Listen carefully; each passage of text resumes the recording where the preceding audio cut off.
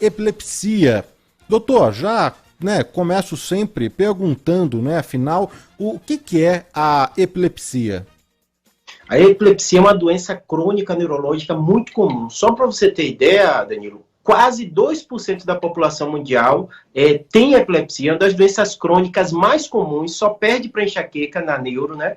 E tem, além de uma doença tão comum, é uma doença que tem um estigma muito forte, né? Já teve estigma religioso, já tem um estigma, das vezes, o paciente perder a consciência, né? Que é uma das coisas mais importantes que a gente tem, né? E às vezes sem nenhum motivo.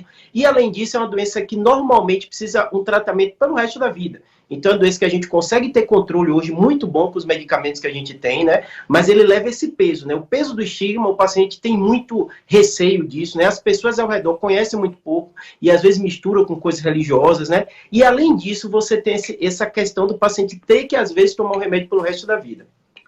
Mas ainda hoje a gente tem esse estigma, essa confusão, esse tabu com relação à epilepsia, doutor?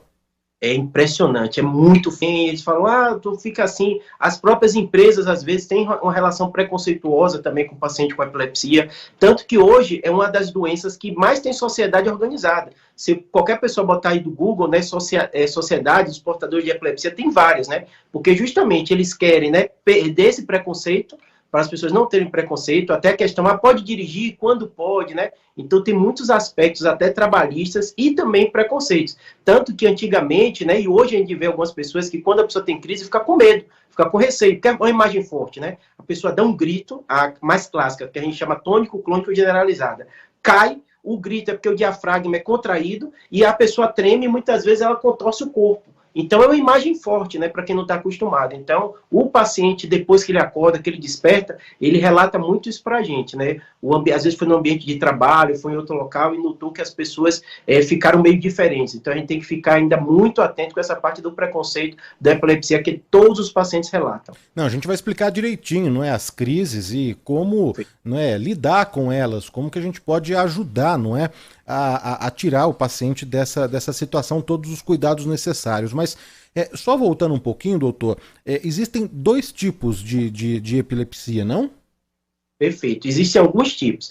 As mais clássicas que a gente tem é essa que a gente falou, tônico, clônico, porque tem um tônus, a pessoa fica dura e depois ela se bate, né? Generalizada, então ela perde a consciência. Mas também tem as crises parciais, que o paciente está muitas vezes consciente ou com pequena alteração da consciência e às vezes ele perde o controle do braço, de alguma coisa. E é interessante essa sua pergunta porque tem a ver com a origem da crise. Então, aqui está o modelo do cérebro. Então, se o paciente tem uma crise que ela fica só nesse local, a gente chama de crise focal. Então, se foi na área motora e o cérebro é responsável, né, pela motricidade do lado contralateral, a pessoa só mexe o braço. Só que, normalmente, a crise começa no local e depois ela generaliza. É como se fosse um curto-circuito mesmo, porque o cérebro ele se comunica por eletricidade. É uma coisa curiosa, por isso que a gente chama EEG, eletroencefalograma, porque vai ver a parte elétrica mesmo do cérebro. E essa curto-circuito que dá, por isso que o paciente perde a consciência, tudo isso. E atinge ambos os sexos, doutor, tanto homem como mulher, em todas as faixas etárias? Existe alguma predominância que distingue aí o gênero, ou também alguma faixa etária ou não? Não. A gente diz que ela é bimodal. Como assim bimodal? Normalmente na infância, a criança, né, que é o clássico, né, tem aquela crise febril, que aí é outro tipo de doença, nem sempre vai ter epilepsia. O cérebro da criança está se formando. E às vezes a temperatura muito alta pode levar a uma crise. Não significa que essa criança vai ter epilepsia. Na maioria das vezes não vai ter. Mas é uma preocupação. Você já deve ter ouvido falar isso, né? Eu vi que você estava relatando de sobrinho, né? Que vai nascer. Então, o pai e a mãe sempre ficam muito com medo. A criança está com febre, você tem que tratar logo. E tá certo isso, porque o cérebro é tão sensível que se a temperatura sobe muito, 30, 40, 39, 40 graus, às vezes pode dar essa crise. E o segundo ponto da incidência maior é na população idosa, por outros motivos. O AVC pode gerar uma cicatriz e dar crise. Os próprios tumores, que é o que eu lido mais como neurocirurgião, também podem dar crise. Mas então um adulto ele pode começar a ter ali algumas crises? Nunca teve nada na infância, na adolescência e já na fase adulta ele pode começar a ter algum tipo de crise? Ou isso você já começa logo na infância, nos primeiros passos aí a ter os primeiros sintomas, doutor? Pode ter. Tanto que tem tipo de crise que a gente chama de metabólicas. Vou dar exemplo que é muito comum, eu sei que seu público também tem muito jovem, né? Por exemplo, ele usou algum tipo de substância, pode ser desde bebida alcoólica, pode dar hipoglicemia e ele ter crise, né? O carnaval está chegando aí, né? Pode ser consumo de alguma maconha que com algum produto, às vezes misturam coisas, né? E acaba prejudicando também da crise. Não é a maconha em si, né? Tanto que o cannabis é usado para tratamento de epilepsia. Mas às vezes a gente sabe que, como não há regulação no Brasil, algumas misturas que podem acabar prejudicando, né? E além disso, você tem um problema também de outras substâncias. Então, às vezes, até drogas que a gente médico mesmo dá, o paciente pode tomar aquilo e também desencadear. E tem o sódio alterado, né? O açúcar, como eu citei, uma série de outras coisas. Nessas são os mais comuns no adulto, como a gente estava falando, né? E causas secundárias, né? Que são os tumores, os AVCs, os aneurismas. Doutor, vamos falar um pouquinho, detalhar sobre os sintomas, né? Claro que os sintomas eles estão relacionados ao tipo da epilepsia que o paciente tem, mas em geral quais são, né? Como que a gente consegue identificar que aquele sintoma realmente é de uma crise epilética, hein? Perfeito. Primeiro, a gente tem a classificação por causa, que a gente já falou direitinho essas possíveis causas, né? Das causas, só entrando no detalhe, a grande maioria a gente chama idiopática. Isso é o que mais confunde o paciente. Porque o médico faz ressonância, faz toda a investigação e não encontra um motivo. É como se a circuitaria elétrica do cérebro do paciente veio com um pequeno defeito e aquilo desencadeia a crise. Então não vai precisar de uma cirurgia, não é um tumor, nada disso, né? Isso quanto à causa. Quanto ao tipo de epilepsia, a grande classificação que a gente tem é justamente essa, né? A tônico-clônico generalizado, as crises generalizadas e as crises parciais, que tem a ver sobre o nível de consciência e quanto o cérebro é comprometido. Na população pediátrica, a gente também é muito comum que os pais têm grande dificuldade de perceber, que a gente chama das crises de ausência, né? Que às vezes a criança fica paradinha assim, olhando para o nada, e de repente ela volta a fazer o que estava fazendo. Às vezes é tão difícil, Danilo, de identificar, que até para a gente médico mesmo, ouvindo a história, a gente não consegue fechar que o paciente tem, e às vezes pede para o paciente fazer um vídeo EEG. Olha como é complexo, né? O paciente vai para o hospital, fica com a câmera filmando ele e com o eletro. E às vezes ele tem aquele movimento e vê se tem alguma alteração eletroencefalográfica, porque tem os tiques. Você já deve ter visto na rua, né? Pessoas fazendo um movimento involuntário, nem aquilo geralmente não é epilepsia, é um tique, né? As crianças às vezes também têm manias de fazer, os pais ficam preocupados, né? Ou ficar parado, ou fazer algum tipo de movimento estereotipado, né? Então, o pai às vezes fica preocupado também com isso. E além disso, que é o mais complicado ainda, as doenças psiquiátricas ou psicossomáticas.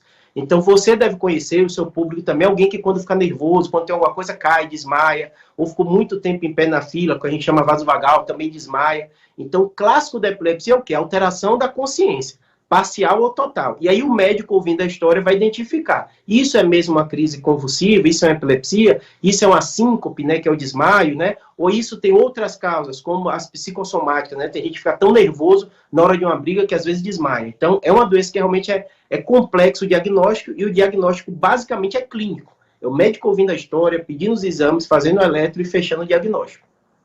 Mas então, para fechar o diagnóstico, precisa ser feito esse acompanhamento de perto por vídeo, ou ele é mais um recurso, além de outros exames que já tem aí, para identificar e para fechar o diagnóstico de epilepsia, hein, doutor? Perfeito. É mais um. Normalmente é bem típico. É aquele paciente, como a gente falou, né, população pediátrica, não tinha nenhum problema de saúde, daqui a pouco desmaiou, se debateu, às vezes perde o controle do esfíncter, então às vezes faz xixi na roupa, né, se machuca. Isso é clássico, o médico só de ouvir a história, repetidas vezes, porque a epilepsia não é uma crise só, tem que ter mais de uma crise, então normalmente duas, o médico começa o remédio e começa a investigação. Então, como você falou, nem sempre precisa todo esse arsenal. Na grande maioria das vezes, o médico vai pedir um exame de imagem para ver se não tem nenhuma lesão, então a ressonância, vai pedir um eletro para ver se encontra ou identifica esse foco de crise, onde começa, e alguns casos mais difíceis que às vezes você precisa desses outros arsenais, como deu o exemplo do vídeo EEG. Doutor, você abriu aqui a entrevista, o bate-papo, falando que a epilepsia é uma doença crônica, não é? Então o paciente vai levar isso para o resto da vida. Mas o paciente é controlado com os tratamentos, daí a gente vai entrar nisso agora, nos tratamentos também, mas ele consegue levar uma vida normal, ele consegue controlar essas crises ou espaçar, não é, às vezes, que tem as crises. Como que é feito, hein? Como que é isso? O paciente consegue então levar uma vida normal no trabalho, na atividade física, no lazer? A grande maioria dos pacientes, sim. Pra você ter ideia, para a gente colocar em números, 80% dos pacientes eles vão ter uma crise que com um remédio único o médico consegue controlar. Óbvio que pode ter alguns escapes, normalmente relacionados a não uso do remédio. O paciente até está chegando no carnaval importante, o paciente tem muitas coisas que ele inventa na cabeça às vezes. E eu falo assim para ele entender. Por exemplo, bebida e remédio. O médico recomenda não tomar, mas às vezes o paciente vai para o carnaval e para de tomar o remédio e acaba tendo crise. Então, a grande maioria dos pacientes, 80%, com um remédio só, ele vai ser controlado, vai ter a vida normal dele, não vai ter problema nenhum. Não reduz o tempo de vida. Um paciente com epilepsia vai viver igual a eu ou você, que não tem crise. Então, se tomar direitinho, tudo. O grande problema são os traumas, então ele tem que estar tomando remédio para não ter a crise, e os outros 20% vão precisar de mais de um remédio, e vai ter aqueles 10% dos pacientes que vão ter crises refratárias. E alguns pacientes deles, para você ter ideia, chega para a gente para fazer cirurgia. Tem neurocirurgia para alguns tipos de epilepsia. Olha, tem muitas mensagens para o doutor Júlio Pereira, que é neurocirurgião, participando hoje do Bom e do Melhor, do nosso quadro Plantão Médico Bandeirantes, prestando serviço aqui na Rádio Bandeirantes. O tema de hoje é epilepsia, não é? Pegando o gancho aí do Dia Internacional da Epilepsia. A Edilene Soares, o Hernandes Dias, o Reinaldo Dias também, escutando seu programa pelo rádio, Luiz Pérez, Natália Dias, a Valdinete de Jesus Oliveira, o Romeu Mota, Castanha, ótimo programa, estou contigo.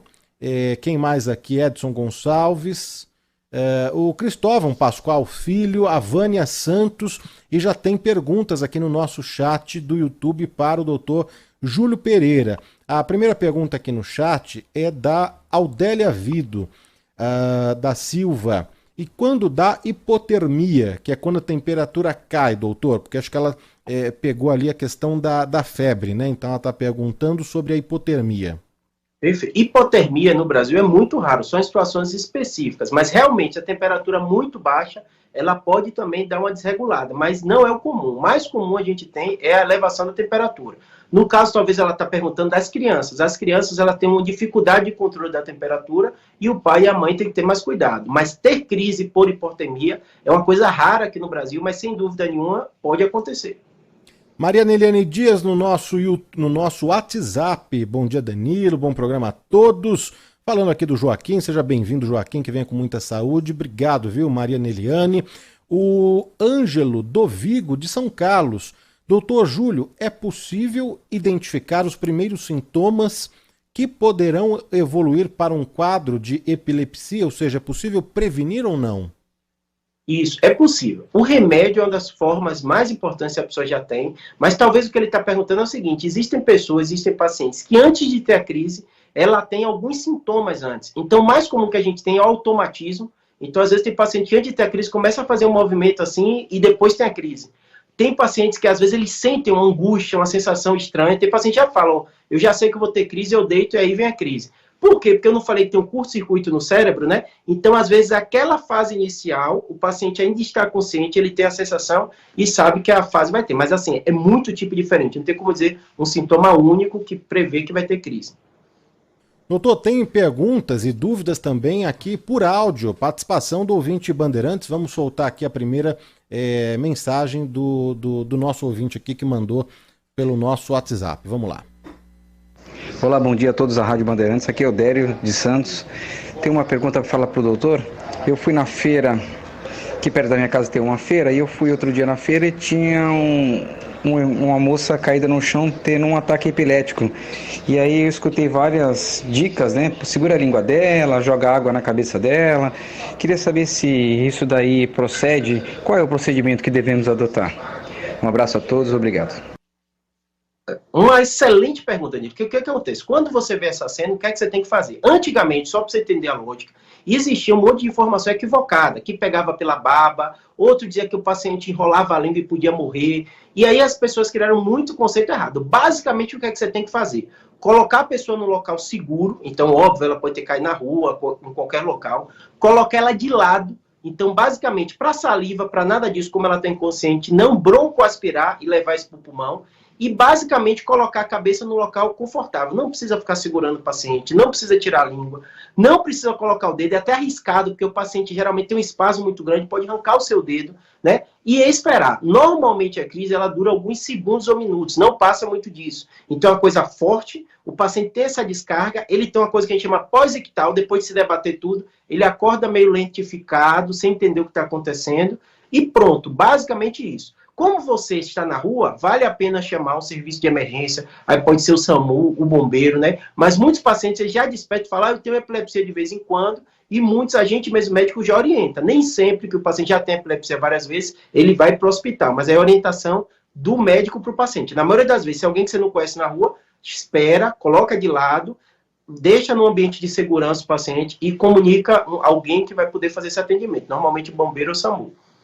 É muito importante mesmo essas dicas, né, e essa orientação, não é, doutor? Porque o Ricardo Schinenberg acabou de mandar mensagem aqui para cá, falando que ele cuidou de um idoso que teve, né, uma crise de epilepsia. Ele falou aqui, ele comentou, quase morremos os dois, eu de susto e ele que chegou a parar o coração. Então é importante mesmo a gente reforçar os cuidados, né, e as orientações corretas aí para o atendimento desse paciente, né, e no caso de presenciar alguma crise de epilepsia, né, doutor? Perfeito. Eu até explico para o paciente, eu sou médico, sou neurocirurgião. Se eu presenciar uma crise, se eu estiver até no hospital com o paciente tendo a crise, o que a gente faz basicamente? Espera essa crise passar, coloca de lado, casos raríssimos de paciente, ele tem crise uma depois da outra, que a gente aplica uma medicação na veia, e basicamente isso. Então, assim, perceba que a crise, a epilepsia, de um modo geral, é uma coisa autolimitada. Então, o risco é o paciente cair e se machucar na queda, mas se colocou ele de lado e esperou um pouco, normalmente em poucos segundos, ou poucos minutos, né, ele vai despertar. Os casos raríssimos que eu disse, que é 2%, que é muito raro, o paciente vai tendo uma crise depois da outra, e aí é um quadro mais grave, né? Por isso que é importante comunicar o bombeiro e o SAMU, porque você não é médico, né, você não é técnico, você não tem o material, e aí o pessoal vai atender e levar ele para fazer essa monitorização. Mas então, depois de uma crise, depois desse primeiro atendimento, colocar o paciente num local seguro, acionar, não é, o SAMU, o Corpo de Bombeiros, uma ajuda médica, esse paciente é encaminhado para um hospital e ele se recupera, ele precisa tomar alguma medicação, ele precisa ficar em observação, como que é feito o pós? Perfeito. A gente médico pergunta, você já teve crise? É a pergunta básica, né? Se ele não estiver consciente com a família. Sendo a primeira crise, você tem que fazer uma bateria de exames. Aí envolve ressonância, eletro, né? Ver exame de sangue, porque tem causas metabólicas, como eu citei, né? Uma vez que o paciente tem sempre crise, e o paciente de epilepsia fala, eu tenho sempre crise, eu esqueci de tomar o remédio, você medica ele, observa um pouquinho e na maioria das vezes libera. Uma ou outra vez você precisa de um exame mais específico, porque pacientes assim já tem muito tempo sem ter crise, né? Porque a gente sabe, como eu falei, AVC pode dar crise, né? Tumores pode dar crise. Então a cabeça da gente médica é assim, já tem a doença, já tem o diagnóstico, você toma uma conduta. É a primeira vez, você toma outra conduta. A Ana Carolina Sola no chat do YouTube, o Milton Goya, Flávio Oliveira, Fabiano Pimentel, a Regina Missali de São Carlos, Luiz Monteiro, o Antônio, Devanir Vigilato. Tem pergunta aqui do Fabiano Pimentel. Epilepsia, o tratamento era com choque antigamente? Ele pergunta se o tratamento para epilepsia era com choque antigamente. Procede isso, doutor? Não. O que acontece é o seguinte, tem muito mito. Toda doença que envolve a mente, o comportamento, as pessoas, historicamente, eu conto até para os meus pacientes, eu sou evangélico, eu até conto assim, até na própria Bíblia, você às vezes vê histórias sobre isso, né? O jovem epiléptico, o jovem endemoniado, então as pessoas têm muito preconceito com isso. O tratamento da epilepsia é medicamento. Existem casos bem específicos de doenças psiquiátricas que a gente utiliza ainda o eletrochoque, mas no caso da epilepsia, normalmente o tratamento é com remédio simples, 80% dos pacientes vai ficar muito bem. O Milton Goya quer saber com quais doenças, outras doenças, a gente pode confundir aí os sintomas de epilepsia. Pode ser o que se não for epilepsia, então, doutor? A hipoglicemia, o açúcar baixo, a pessoa perde a consciência. Então você vê alguém desmaiado, né? Você não é médico, você pode confundir. A pressão baixa, então às vezes o paciente tem uma hipotensão, então ele realmente cai, ele desfalece. Além disso, pacientes que têm outras doenças que acabam confundindo, como o AVC, um aneurisma, né? O paciente tem um quadro agudo, pode também confundir. E tem aqueles que eu falei, as psicossomáticas. Então, você vê alguém, né, que tem uma doença psiquiátrica, né, que tem alucinações, tudo, às vezes pode confundir também, porque ele grita, ele cai, ele se debate. Tem mais perguntas de áudio aqui para o doutor Júlio Pereira, que é neurocirurgião. Vamos seguir atendendo aqui o ouvinte da Rádio Bandeirantes. Bom dia, Danilo. Aqui é o Igor Benazzi, de Osasco, São Paulo. Queria fazer uma pergunta para o doutor.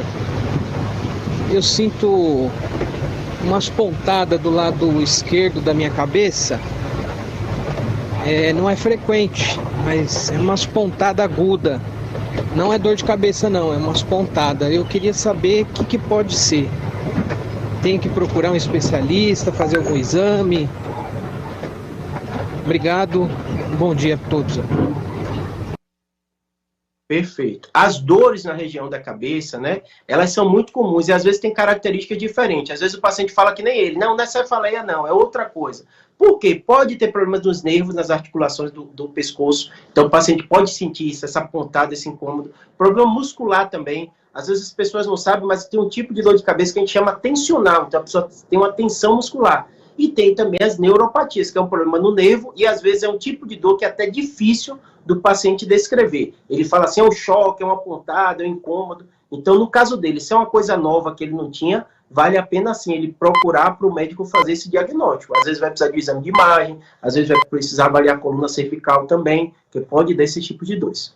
Doutor, voltando a falar um pouquinho sobre o tratamento, né, além da medicação existente já e que tem, não é, se mostrado aí eficaz no tratamento da epilepsia, agora a gente tem também muitos estudos, né, falando da cannabis, né, e que tem ajudado em muito pacientes com epilepsia, não só com epilepsia, mas com outras doenças também, Parkinson, os autistas, né? Fala um pouquinho do tratamento em geral e também agora sobre o tratamento com cannabis.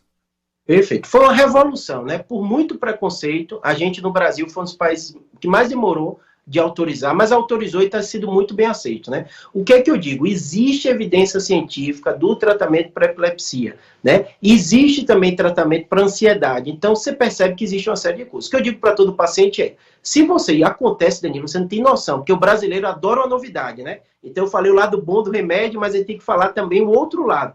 Que às vezes tem um monte de paciente que está controlado, não tem crise, com remédio ONI e chega para mim.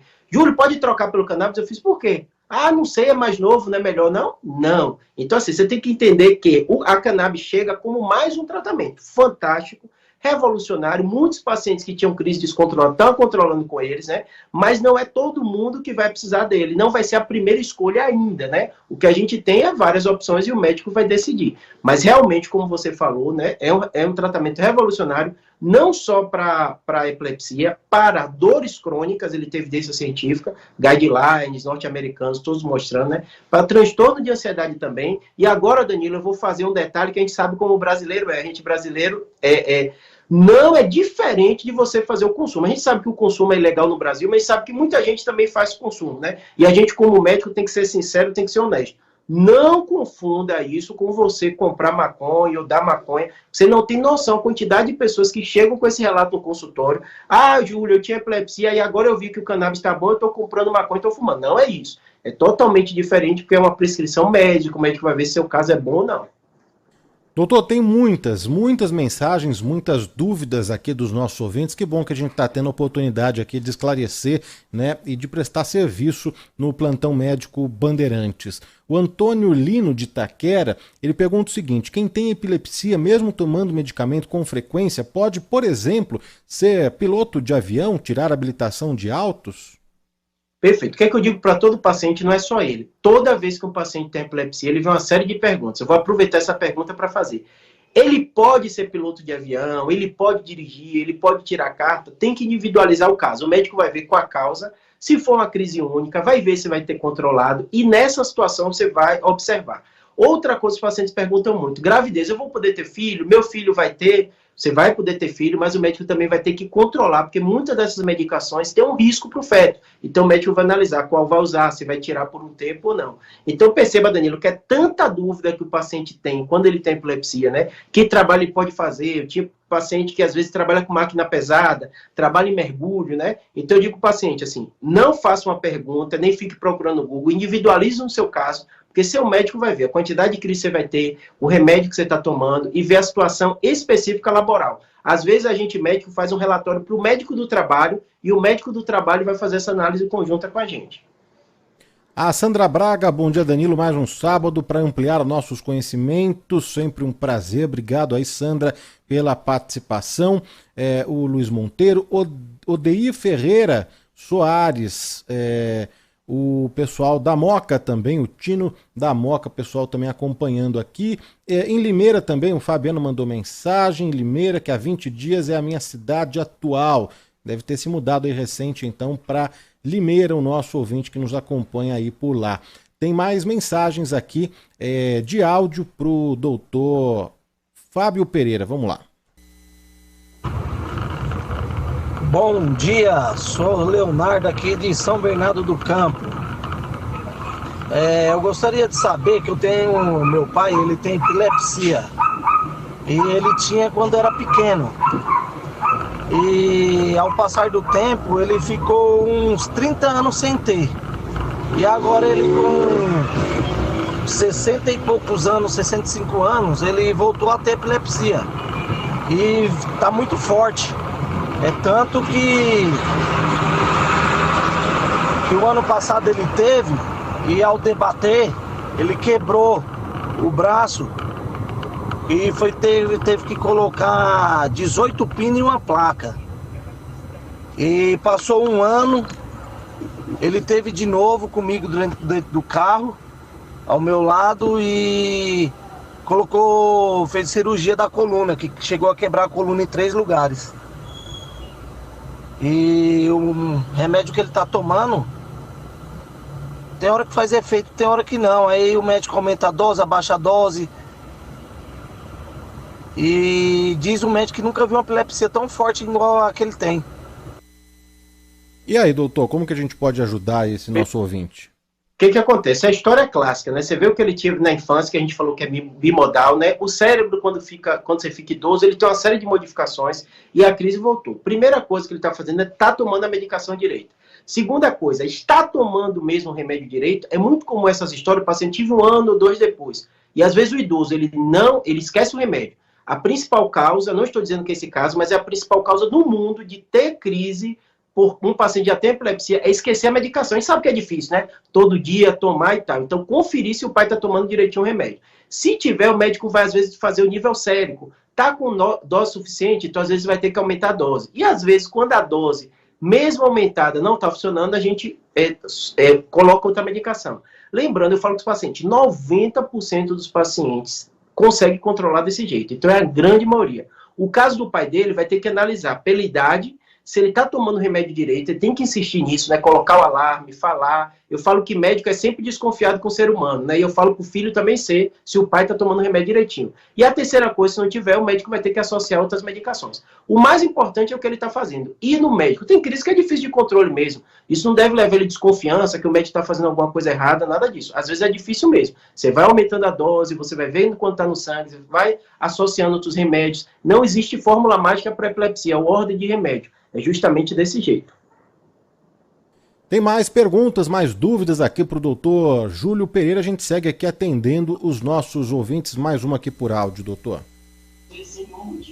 E além disso, circuito naquela região, e aquela região não está funcionando bem e o paciente tem a crise. Quando a gente chama idiopática, é um termo médico, né, que quer dizer que você não sabe a causa. Então fizeram eletro, fizeram a ressonância, não encontraram motivo nenhum e ele continua tendo a crise por causa disso. O que é que o médico vai fazer? Dá um remédio. O remédio faz o quê? Muda um pouquinho essa chance dele ter crise, mesmo ele tendo essa alteração, e muitas vezes até o EEG a gente consegue controlar, e o paciente passa a não ter aquele foco, e não tem crise.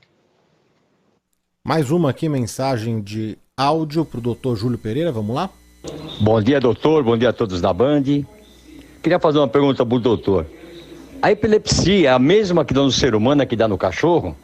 Pois eu peguei um cachorro de rua uma vez e levei para casa, cuidei dele, de repente teve fogos, barulho, ele teve epilepsia. Aí depois foi 8 anos morando com a gente, constantemente ele teve epilepsia, com fogos ou com muita gente dentro de casa, era o que ocorria. Se ficasse só nós, quietinho, ele não tinha, mas quando tinha pessoas dentro de casa, ou barulho, alguma coisa, ele tinha. Procede isso? Pode acontecer mesmo. O barulho, a luz pode ser um gatilho para epilepsia. Os mamíferos, assim como a gente, né, os cachorros, tudo, ele tem o cérebro dele. E o cérebro dele também funciona por circuitaria elétrica, então ele pode ter crise. Um fator, às vezes, confundidor, que aí o veterinário vai ver, é porque tem cachorros que também têm o estresse. Então tem paciente que tem crise assim, nervosa por causa de barulho, por causa dessa irritação, e aí o veterinário vai avaliar. Se ele achar que é crise, né, faz as mesmas coisas, até as medicações são semelhantes que dão nos seres humanos também. Então o veterinário vai avaliar, mas isso acontece sim em animal. Rosimeire Stranghetti ligada aqui no Do Bom e do Melhor, adorando a entrevista, as explicações do doutor Júlio Pereira, Loreta Bellini do bairro de Santana, Ivaldo Lucena. Quem mais aqui conosco? O Rui Soares também mandou mensagem para cá. A Luísa de Itaém quer saber o seguinte: a epilepsia é contagiosa? Não é. A gente começou falando isso do preconceito, né? Historicamente, a epilepsia foi muito mal interpretada. Então, as pessoas acreditavam que pegavam pela saliva, né? Então, assim, não pega epilepsia. Até o fator hereditário, né, que a mãe teve, que o filho com certeza vai ter. Aumenta a chance de ter. Mas o paciente com epilepsia tem que ter vida normal, não tem que ter nenhum cuidado específico com toque, com nada disso. Doutor, dá tempo da gente atender mais alguns ouvintes aqui da Rádio Bandeirantes que mandaram mensagens por áudio pelo nosso WhatsApp. Vamos seguir aqui. Bom dia, Danilo. Bom dia, doutor. Eu sou a Mari Nascimento. Eu gostaria de saber do doutor se é real, se tem a ver, assim, quando a pessoa entra em crise epilética, a gente colocar alguma coisa na boca para evitar que a pessoa engula a língua. Isso é verdade? Que eu sempre ouvi essa situação. Tá bom? Muito obrigada, viu? Não sei se eu me expressei bem na pergunta. Acho que o doutor já respondeu, mas sempre é válido a gente reforçar as orientações, né, doutor? Porque ainda continua tendo muitas dúvidas, né, a respeito aí de como proceder no tratamento e na ajuda, no atendimento desse paciente, né? Eu tenho esse modelo só para você entender. Quando a gente fica inconsciente, a gente tem a base da língua aqui que dá uma caída, então emite muito som. E realmente aumenta a secreção. Então as pessoas ficam com medo achando que a língua vai cair, vai engolir. Não acontece isso. O que acontece é a saliva pode sim ir para o pulmão. Então, por isso que a gente coloca a pessoa de lado. Não faz sentido, não faz lógica. É arriscado você botar sua mão ou qualquer objeto na boca. Pode quebrar o dente da pessoa, mas realmente isso é um mito que se espalhou de forma intensa com essa lógica de que o médico disse que uma pessoa com epilepsia tem que ter cuidado para não engolir, não broncoaspirar. E que nem a pessoa que bebe muito, né? Você estava falando de carnaval, né? Quando o paciente bebe muito, tem inconsciente, os amigos também ficam com medo, eu falo o seguinte, só bota a pessoa de lado se ela estiver vomitando e tal. É a mesma lógica da epilepsia, só para a secreção não ir para o pulmão. É basicamente isso. Se você colocar o dedo, se você colocar um objeto, se você colocar uma toalha, você não vai estar ajudando, você vai estar prejudicando. Então, na epilepsia vale aquela máxima, né? Muito ajuda quem pouco atrapalha. Então, basicamente, é colocar de lado, chamar a emergência e aguardar, deixar ela no local seguro. O André de Jundiaí escreveu pra gente aqui: que bela e clara entrevista, parabéns a Bandeirantes por ter este momento. A ouvinte Terezinha de Minas Gerais: estou ouvindo a entrevista com o Dr. Júlio, tem um filho que aos 9 anos de idade descobri fazendo o exame de eletro, mas foi por um outro motivo que ele tinha déficit de atenção na escola e nunca tinha dado epilepsia, mas teve que tomar remédio por 2 anos, né? Então a gente vê também que pode ter essa confusão também com outras doenças, né, doutor? Perfeito. Cada caso é um caso, mas antigamente, eu digo antigamente assim, coisa de 30 anos atrás, 20 anos atrás, são conceitos que mudaram. Tinha muito essa definição, fulano tem foco, porque fez o exame e mostrou. Hoje a gente não usa mais esse conceito.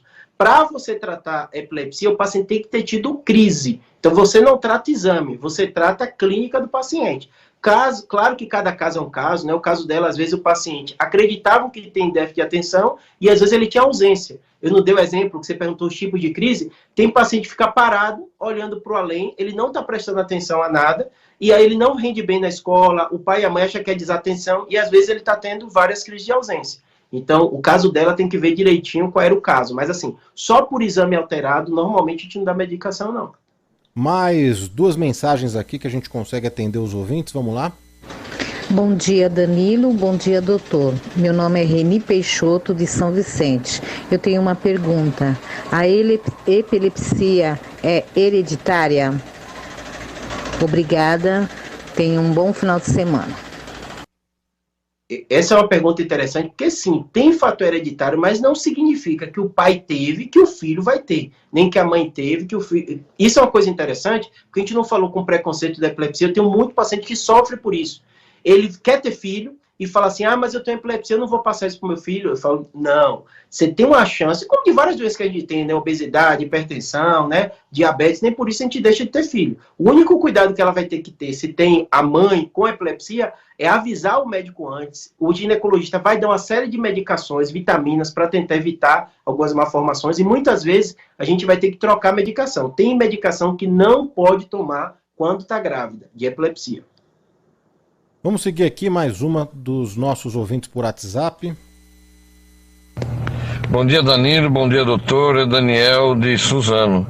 Minha esposa tem Parkinson e toma muitos remédios para isso, é lógico, né?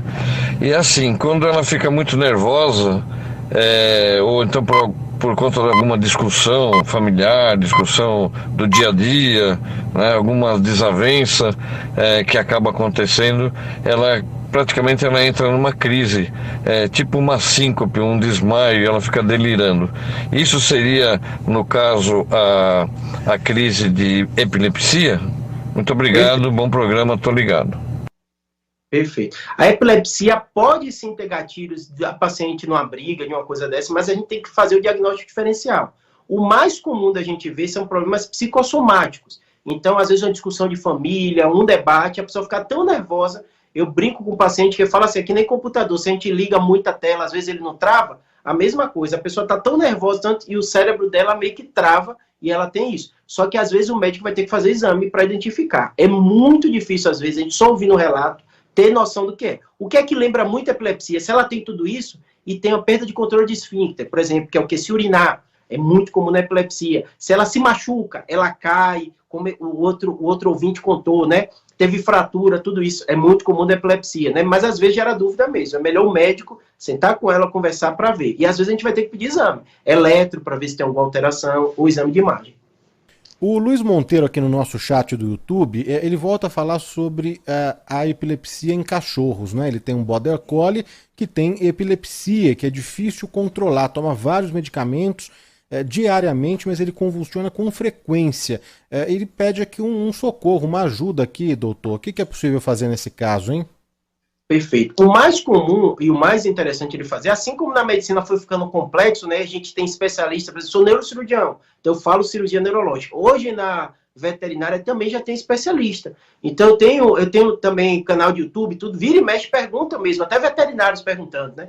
E a gente percebe que hoje tem especialista, então vale a pena ele tentar procurar alguém que tenha especialidade nisso, né? Ou conversar com o próprio veterinário dele. E lembrando, tem doenças que são difíceis. Às vezes a pessoa tem a impressão que, como está tendo dificuldade de tratar, que o médico está fazendo alguma coisa errada, ou o veterinário, né? Mas muitas vezes não, é a doença difícil de ser controlada. Doutor, para a gente encerrar aqui, é óbvio que não dá em uma hora da gente passar aqui todas as dicas, né?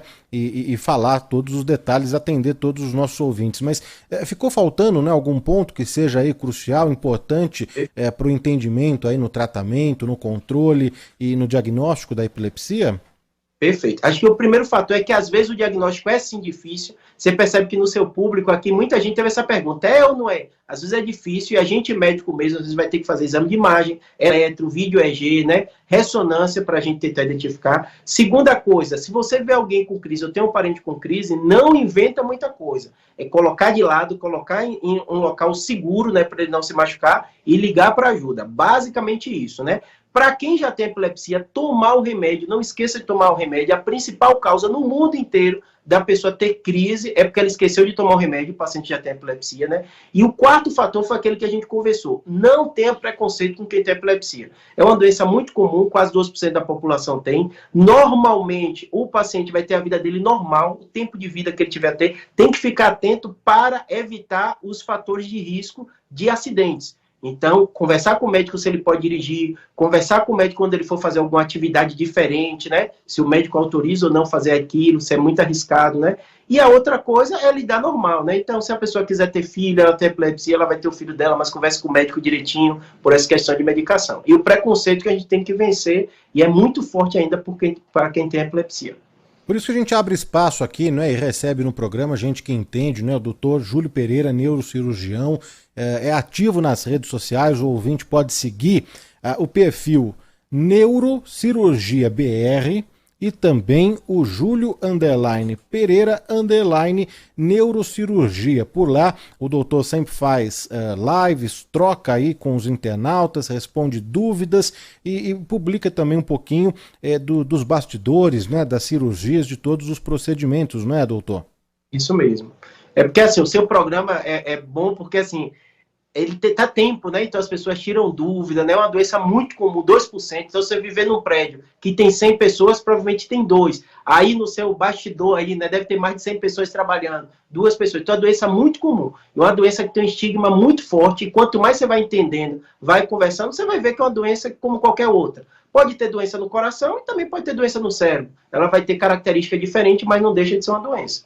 Doutor, para a gente encerrar mesmo de verdade, a Natália Dias está perguntando aqui, mandando várias mensagens para saber da cirurgia. Existe cirurgia aí para o tratamento, para acabar com as crises, ou é o remédio mesmo?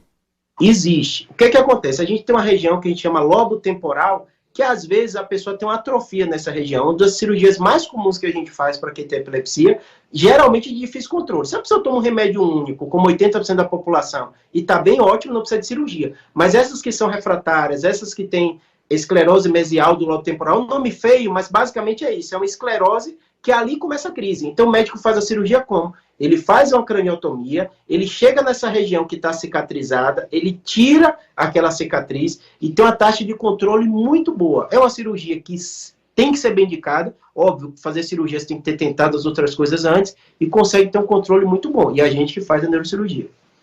Doutor, muitíssimo obrigado aqui, viu, pela atenção com a Rádio Bandeirantes, por nos atender nesse sábado, falar do Dia Internacional da Epilepsia e responder a tantas mensagens, tantas dúvidas aqui dos nossos ouvintes. Acho que hoje a gente sai com um entendimento maior do que dos tratamentos, das causas, do diagnóstico e como ajudar esse paciente que sofre aí uma crise e agora, sempre que a gente, não é, tomara que não tenha, né, mas quando tiver algum episódio desse aí perto, em casa, na família, na rua, a gente já está mais preparado para ajudar aí esse paciente com todos os cuidados que ele precisa.